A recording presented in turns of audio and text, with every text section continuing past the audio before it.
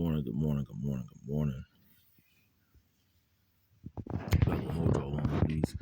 I made a video the other day about I was adding, checking the freon pressures in an older piece of equipment I had installed. And I had these gauges hooked up on my suction port because it has the valve thrown in there. That's the only reason why I had it hooked up. On my other gauges, you always know on your suction line right here, it's your low pressure side, the blue one. It goes on your suction line. This one right here normally goes on your high pressure, which is your liquid line, almost your heat pump appliances. But I use these gauges right here to hook up to my vacuum pump and, the R34, or which runs at a lower pressure. I use that on applications mostly. I use this one on refrigerator applications, RV, campers, cars most of the time. But I had to check the pressures on R22 the other day. But when you're hooking up these gauges, like I said, my other gauges do R22 and 410 and the RS44, which is that new freon I have out. A2L, it also does that as well. I know which ports to hook your lines up to. Like I say, this right here hooks up to your suction line, which is your low pressure side, but it tells you the benefit of this line right here. At your coil, the refrigeration you're adding, it's going to tell you your pressures.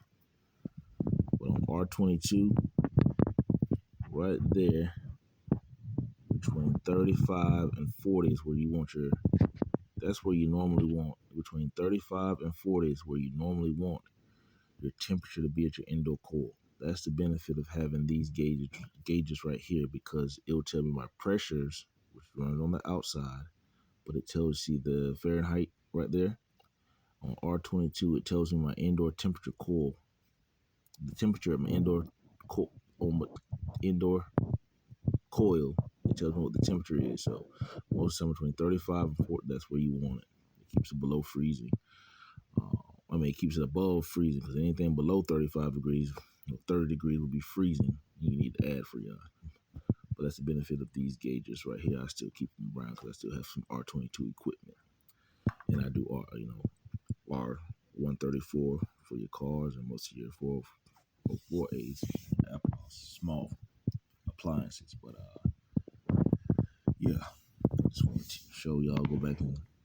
I went behind one of my other videos and saw that I know I had this one hooked up because I was checking the pressures on my suction line just because it had that valve up there.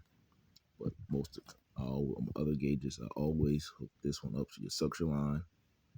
This right here goes on your high pressure side, which tells you your pressures and your temperature at your compressor if you're not running at too much high head pressure. So, like I said, I encourage y'all. There's some little quick video. I encourage y'all, get into your word. For your spirits, for your natural, y'all be blessed, be encouraged.